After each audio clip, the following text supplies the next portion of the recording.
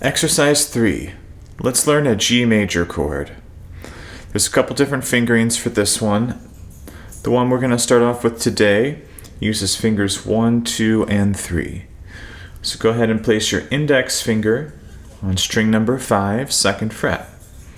I'm going to get this positioned right near the edge of the fret. Your middle finger is going to go on string number 6, 3rd fret.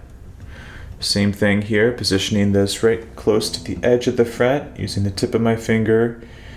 My ring finger will go on string number 1, the bottom string, also inside the 3rd fret. Cool, so my thumb is about opposite my middle finger. It's kind of in between my index and my middle fingers on the back of the neck. And I have some space underneath the neck. So my thumb is dropped a little bit, my wrist is pushed forward just a hair. And this is a G major chord. We're going to strum all 6 strings here. Good job, go ahead and let go. Let's try it again. G major, put your index finger on string number 5, 2nd fret. Middle finger goes on string number 6, 3rd fret. Ring finger goes on string number 1, 3rd fret. Strumming all the strings.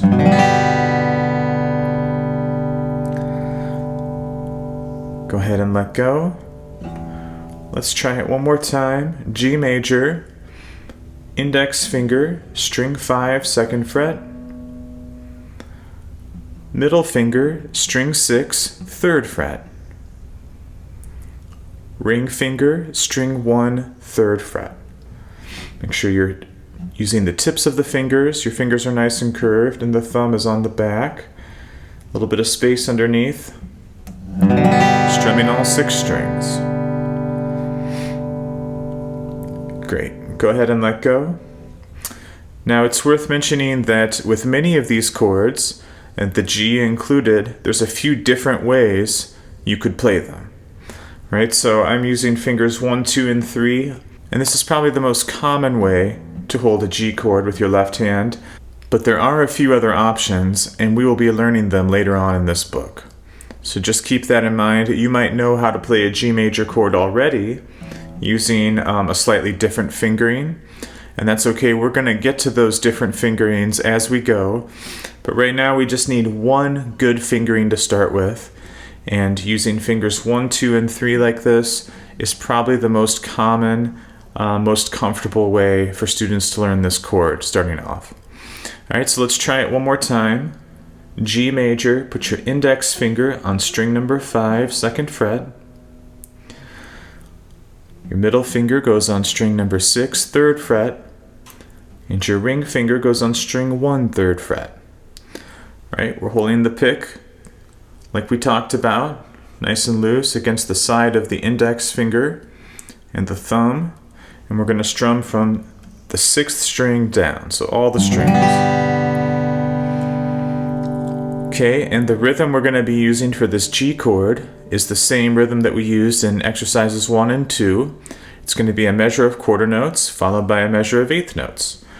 Let's give it a shot. See if you can find the G major chord on your own this time. And here we go. 1, 2, ready, play. 1, 2, 3, 4, 1 and 2 and 3 and 4 and. Pausing for a second. Go ahead and let go. Make sure you're counting those rhythms out loud. Cool, so go ahead and grab your G chord again. Let's try it again. 1, 2, ready, go. 1, 2, 3, 4. 1 and 2 and 3 and 4 and. Great. Let go. Find that chord again. Here we go again. 1, 2, ready, play. 1, 2, 3, 4. 1 and 2 and 3 and 4 and. Remember what we talked about with the angle of the pick for the downs and ups? How with our right hand, using this forearm rotation, this motion that you would use to twist a doorknob, right? We can change the angle of this pick for our downstrokes and our upstrokes. So we want the pick to be able to glide easily across the strings. Not only am I changing the angle, but I'm also holding the pick loose enough that it has a little bit of play. All right, go ahead and let go. Let's try it one more time. Find your way to the G chord. Make sure you're counting out loud. Quarter notes, then eighth notes. Here we go. 1, 2, ready, play. 1, 2, 3, 4, 1 and 2 and 3 and 4 and. Great, let's do 2 of those in a row. Here we go. 1, 2, ready, go. 1, 2, 3, 4, 1 and 2 and 3 and 4. 1, 2, 3, 4, 1 and 2 and 3 and 4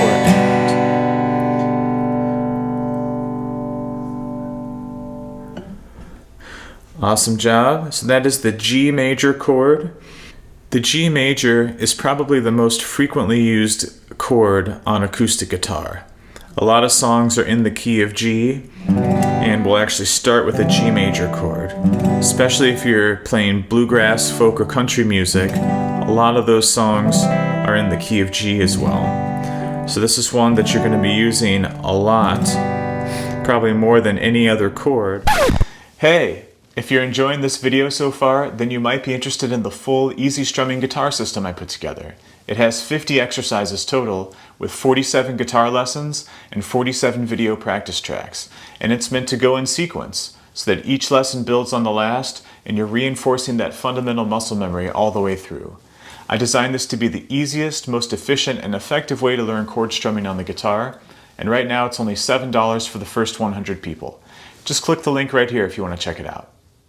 Now, something you can do to help yourself out with the muscle memory with the left hand is to simply grab the chord, strum, let go, grab the chord again, strum. Let go, grab the chord again, strum. 2 more times, let go, grab the chord again, strum. One more time, let go, grab the chord again, strum. So we're trying to train the left hand. We want these fingers to arrive at the same time. Right, so when you're first learning chords, you have to go 1 finger at a time. But in order to play a song, we need to switch all of the fingers at the same time. So with this simple exercise, doing this about 4 or 5 times in a row is all you need. You're just going to let go and see if you can get the fingers to come down at approximately the same time into this chord shape. And you may even try holding the chord and just letting go a tiny bit, bringing the fingers back, letting go a little bit more, bringing the fingers back, letting go a little bit more, bringing the fingers back, and then letting go completely, bringing the fingers back.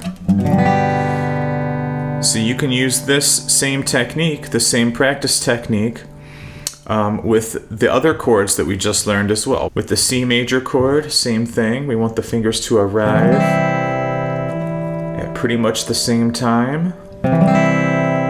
So just finding the chord, letting go, and finding the chord again will help train the individual fingers to get there. So we have 3 chords now, C major, A major, G major, that we're working with.